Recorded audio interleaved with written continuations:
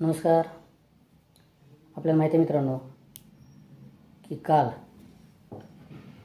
म्हणजे 16 मार्च 2024ला लोकसभेची आचारसंहिता लागू झालेली आहे. निवडणूक आयोगानं लोकसभेची आचारसंहिता लागू केलेली आहे. निवडणुकीचं वेळापत्रक जाहीर झालेलं आहे. या निवडणुकीच्या वेळापत्रकाबरोबरच जे इच्छुक उमेदवार आहेत ते कामालाही लागलेले आहेत. पण अशा परिस्थितीमध्ये महाराष्ट्रामध्ये केवळ भारतीय जनता पार्टीने उमेदवार जाहीर केलेले असून इतर कुठल्याही पक्षाने अद्याप उमेदवार जाहीर केलेले नाहीत किंवा अद्याप कोणालाही उमेदवारी दिलेली नाही. याचं कारण म्हणजे महाराष्ट्रातील जी अभूतपूर्व अशी म्हणजे न भूतो न भविष्यती अशी परिस्थिती उद्भवलेली आहे.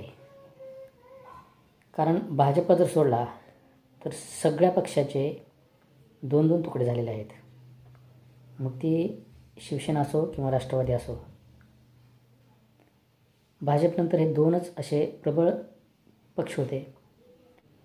राहता राहिली काँग्रेसला महाराष्ट्रामध्येच नाही तर देशामध्येही प्रबळ असा नेता उपलब्ध नाही. मित्रांनो, आपण चर्चा करणार आहोत धाराशिव लोकसभा मतदारसंघाची. या धाराशिव लोकसभा मतदारसंघामध्ये महाराष्ट्रामध्ये ज्या ज्या ठिकाणी उमेदवार जाहीर झालेले आहेत त्या पद्धतीने धाराशिव जिल्ह्यामध्ये उमेदवार जाहीर झालेला नाही. कारण या ठिकाणी उमेदवारीचा पेच आहे किंवा जागा वाटप कोणाला करून द्यायची, मग ती महाविकास आघाडी असो किंवा महायुती असो, या दोन्हीही अलायन्सनं अद्याप त्यांच्यामध्ये उमेदवार निश्चित न झाल्यामुळं कुणीही उमेदवार जाहीर केलेला नाही. परंतु सध्याची परिस्थिती विचार करता शिवसेना उभाटा गटाचे जे खासदार आहेत, रनिंग खासदार ओमराजे निंबाळकर हे प्रचाराला लागलेले आहेत आणि त्यांची उमेदवारी प्रबळ मानली जाते. त्याचबरोबर शिवसेना म्हणजे शिंदे गट जो आहे ते शिंदे गटाचे उमेदवार म्हणून धनंजय सावंत यांच्याकडे पाहिलं जातं. त्याचबरोबर त्यांना पर्याय म्हणून तानाजी सावंत यांच्याकडेही पाहिलं जातं.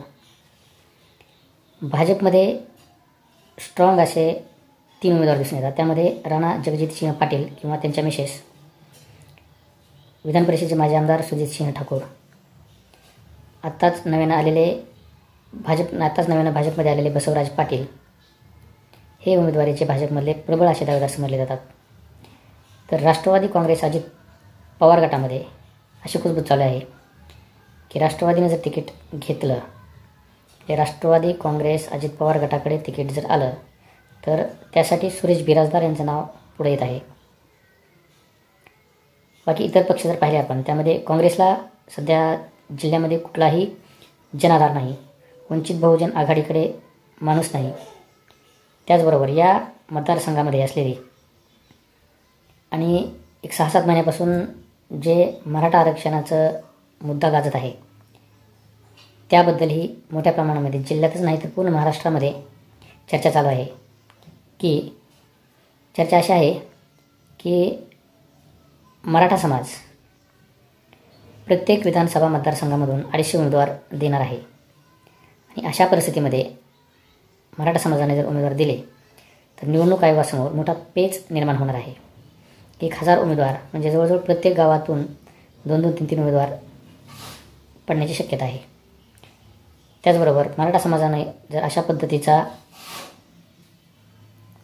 पद्धतीनं जर निवडणुकीला किंवा निवडणूक आयोगाला अडचणीत आणायचं ठरवलं तर त्याचबरोबर ओबीसी मतदारांचा या मतदारसंघामध्ये काय रोल असणार आहे किंवा ओबीसी समाज त्यांचा उमेदवार देईल का, याविषयीही जोरदार चर्चा सध्या चालू आहे. मित्रांनो, आता आपण वळूया मूळ मुद्द्याकडं, ज्यामध्ये जी चर्चा चालू आहे भाजप, शिवसेना, राष्ट्रवादी या पक्षाचे संभाव्य उमेदवार कोण असतील. तर त्यामध्ये आपण विचार जर केला तर सुरुवातीला आपण आत्ताचा विचार जर केला तर सध्याचा रनिंग जे खासदार आहेत ते ओमराजे निंबाळकर हे मूळ शिवसेना पक्षाचे ते उमेदवार होते किंवा ते आता रनिंग खासदार आहेत. सध्या जिल्ह्यामध्ये किंवा सध्या या लोकसभा मतदारसंघामध्ये शिवसेना पक्षामध्ये फूट पडल्यामुळं ओमराजे निंबाळकर हे उभाटा गटाचे खासदार असल्यामुळे त्यांची उमेदवारी फिक्स ठरलेली आहे. त्याचबरोबर शिवसेनेचा दुसरा जो गट आहे म्हणजे शिंदे शिवसेना, या शिंदे शिवसेनेमध्येही धनंजय सावंत यांना तिकीट मिळेल किंवा त्यांना तिकीट देण्यात येणार आहे याबाबत चर्चा चालू आहे. पण आत्ताची परिस्थिती जर पाहिली आपण तर या परिस्थितीमध्ये धनंजय सावंत यांच्यापेक्षा तानाजी सावंत यांना तिकीट मिळावं असा सूर भाजपा, शिवसेना आणि राष्ट्रवादी अजित पवार गट यांच्यामधून चालू आहे. कारण तानाजी सावंत यांना जर तिकीट दिलं तर त्यांची जी पोच आहे ती पोच पूर्ण जिल्हाभर असेल किंवा पूर्ण मतदारसंघामध्ये त्यांची पोच असेल. भाजपाचे जे दिग्गज नेते आहेत त्यामध्ये रणजितसिंह पाटील असतील, सुजितसिंह ठाकूर असतील, बसवराज पाटील असतील, बार्शी विधानसभा मतदारसंघाचे आमदार राजाभाऊ राऊत असतील, हे कितपत धनंजय सावंत यांना सपोर्ट करतात याबद्दलही जनतेच्या मनामध्ये संभ्रम आहे. तसंच राष्ट्रवादी काँग्रेस म्हणजे अजित पवार गट जो आहे तो कितपत धनंजय सावंत असो किंवा तानाजी सावंत असो यांना सपोर्ट करेल याबद्दलही लोकांच्या मनामध्ये संभ्रम आहे.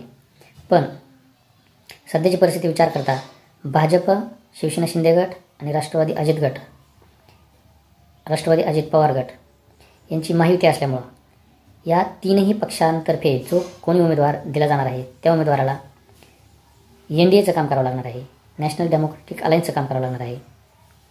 तसंच जे महाविकास आघाडी आहे, महाविकास आघाडीमध्ये जर ओमराजे निंबाळकर यांना पुन्हा तिकीट मिळालं तर मूळ शिवसेना म्हणजे उभाटा शिवसेना,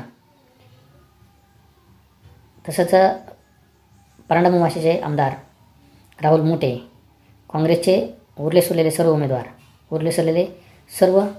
मतदार हे कितपत खासदार ओमराजे निंबाळकर यांना सपोर्ट करतात. उभाटा गटाच्या शिवसेनेतील शंकर बोरकर आणि ज्ञानेश्वर पाटील यांचाही रोल अतिशय महत्त्वाचा या ठिकाणी असा ठरणार आहे. त्यामुळे खासदार ओमराजे निंबाळकरांना जमेची बाजू जर पाहिली तर केवळ ज्ञानेश्वर पाटील, राहुल मोटे यांच्याशिवाय मतदारसंघामध्ये सपोर्ट दिसत नाही. पण या उलट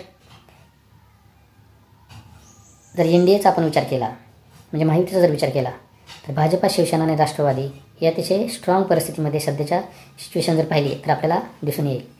कारण शिवसेनेचे सध्या जे मंत्री आहेत तानाजी सावंत हे अतिशय स्ट्रॉंग असे सरकारमध्ये मंत्री आहेत, धडाकेबाज मंत्री आहेत.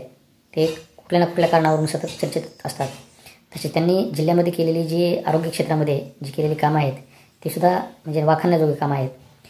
त्यांनी जे उजनीवरून जे कोळेगाव डॅममध्ये झेपाटाच्या वाट्याचं जे पाणी आहे ते पाणी आणण्यामध्ये जी ताकद लावलेली आहे ती ताकदसुद्धा लोकांच्या नजरेत भरणारी आहे. तसेच तानाजी सावंत हे मंत्री झाल्यापासून जिल्ह्यामध्ये सतत काही ना काही घोषणा केल्या जातात आणि त्या अंमलात आणण्याचा प्रयत्नही तानाजी सावंत करतात. त्याचबरोबर जे तुळजापूरचे आमदार आहेत माननीय राणा जगजितसिंह पाटील यांचंही काम इतर नेत्यांपेक्षा भाजपमध्ये आणि या लोकसभा मतदारसंघामध्ये दिसून येणारं असं काम आहे. ते सतत जनतेच्या संपर्कात असतात. काही ना काही कारणानं सतत त्यांचं काहीतरी काम चालू असतं. जिल्ह्याच्या योगदानामध्ये, लोकसभा मतदारसंघाच्या योगदानामध्ये त्यांचं महत्त्वाचं असं काम सतत राहिलेलं आहे. त्याचबरोबर बार्शीचे जे आमदार आहेत राजाभाऊ राऊत हे सुद्धा जनमानसातून तयार झालेले नेते आहेत. त्यांची जनतेमध्ये तळागाळापर्यंत पोहोच आहे. त्यांचं हे काम आणि बार्शी शहरामध्ये किंवा तालुक्यामध्ये त्यांनी जी केलेली कामं आहेत ती उठून अशी दिसणारी कामं आहेत. या उलट ओमराजे निंबाळकर यांनी ठोस असं केलेलं कुठलंही काम आपल्याला दिसून येत नाही. त्यांचं जे काम आहे ते दाखवण्यासारखं असं कुठलंही काम या मतदारसंघामध्ये, लोकसभेच्या मतदारसंघामध्ये दिसून येत नाही.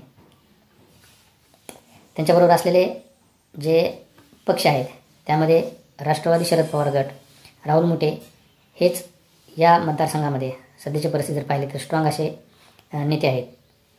त्याचबरोबर काँग्रेसचा आपण जर विचार केला तर काँग्रेसमध्ये ठळक असे उठून दिसणारे कुठलेही नेते या मतदारसंघामध्ये दिसून येत आहेत.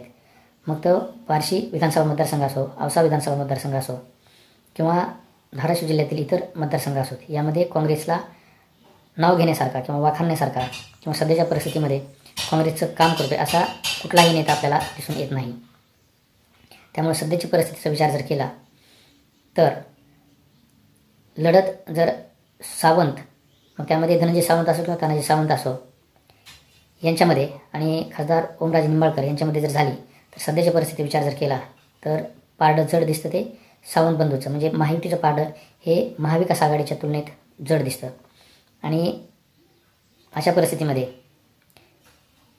हे तीनही पक्ष सत्तेमध्ये असल्यामुळे त्यांनी जे काम केलेले आहे ते जनतेपर्यंत पोहोचलेली कामं आहेत.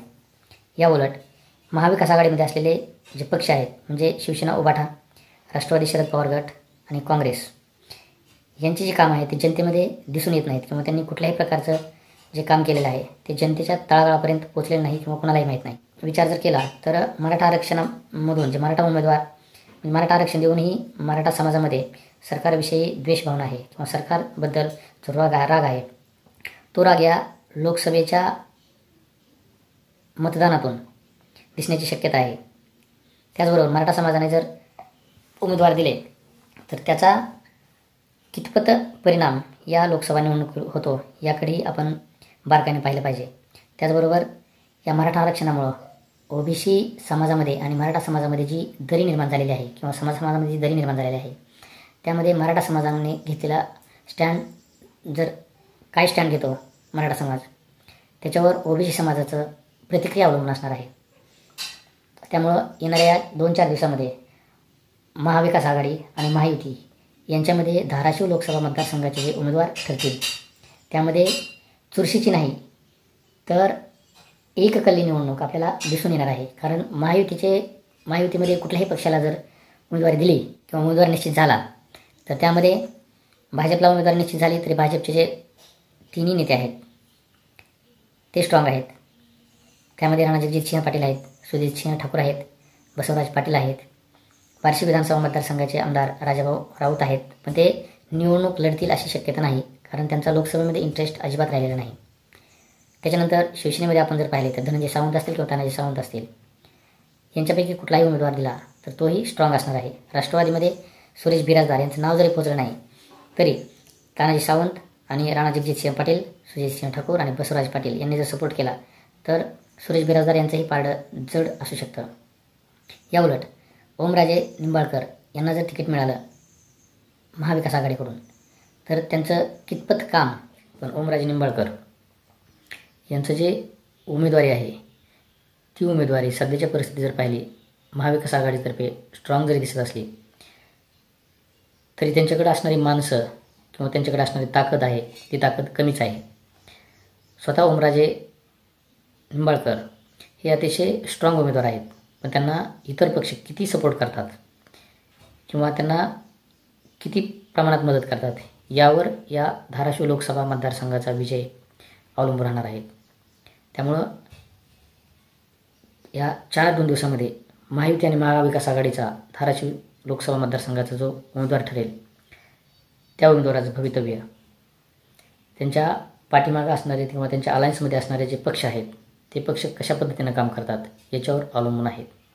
तो येणारा काळच म्हणजे 4 ते 8 दिवसामध्ये उमेदवार ठरल्यानंतरच आपल्या लक्षात येईल. धन्यवाद.